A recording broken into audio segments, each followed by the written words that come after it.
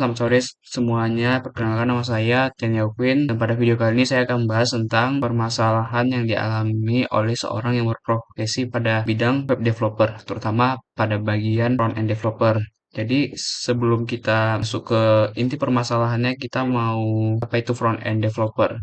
Jadi kurang singkat cerita, front-end developer itu merupakan sebuah bidang yang mana si programmer itu berfokus pada pengembangan sisi user interface, yang mana pada sisi user interface ini yang bekerja bukan hanya si programmernya saja, namun melibatkan seorang desainer UI UX dan UI UX research dalam mencari dan menyesuaikan kebutuhan UI sesuai dengan aplikasi yang hendak dibikin ya. Oke, kita lanjut, kita masuk ke inti permasalahannya saja. Berikut sini ada 3 poin utama yang merupakan masalah utama pada seorang front-end developer. Yang pertama itu, masalah utama yang pertama adalah isu kompatibilitas lintas perangkat atau yang dikenal dengan cross-browser compatibility. Singkatnya itu adalah responsibilitas perangkat ya. Jadi itu kode HTML, CSS, dan JavaScript yang kita tulis itu tidak selalu diinterpretasikan secara sama oleh perangkat berbeda seperti Chrome, Firefox, Safari, ataupun maupun browser yang lainnya. Apa yang terlihat sempurna di satu browser itu belum tentu bisa masuk ke browser yang lain. Bisa jadi ketika kita buka di Chrome itu sesuai, namun jika kita buka di Microsoft Edge itu tidak sesuai ukuran dari front end-nya. Dampaknya adalah developer harus menghabiskan waktu ekstra untuk menguji dan menulis kode, khususnya polyfiles atau vendor graphics, hanya untuk memastikan tampilan seragam di semua platform, mulai dari layar HP kecil hingga monitor desktop yang besar. Kedua, kecepatan adopsi teknologi yang ekstrim. Kedua adalah kecepatan perubahan ekosistem. Poin ini membahas tentang kecepatan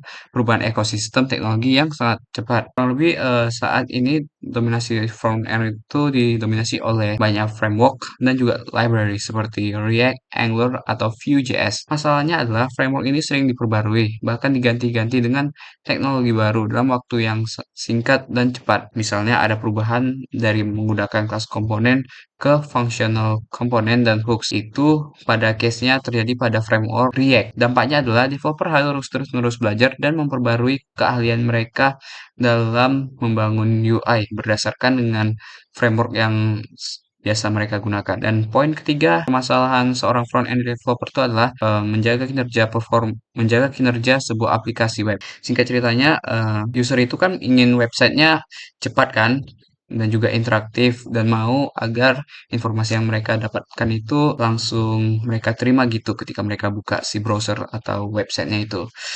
Nah, masalah yang paling sering dihadapi seorang front-end developer itu berhubungan dengan aset-aset yang ada di sisi front-end-nya.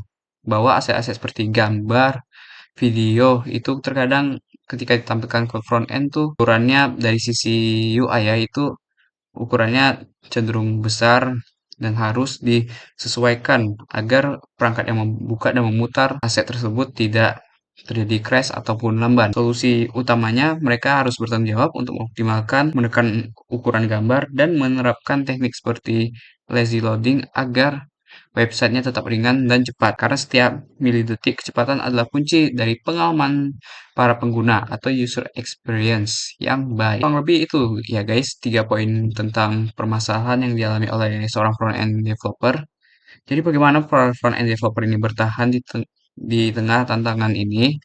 Yang pertama, mereka harus mengandalkan standar seperti W3C dan ESLint 6, serta menggunakan tools seperti Clinters untuk menulis kode yang konsisten, dan juga memanfaatkan otomatisasi seperti Webpack atau Vite. Dan juga mereka harus tetap terus belajar dan mereka harus hungry terhadap yang namanya informasi dan stay foolish. Jadi singkat cerita seperti itu permasalahan yang dialami oleh seorang front-end developer. Jika ada salah kata, mohon maaf. Salam dari saya, Teneukin. Terima kasih.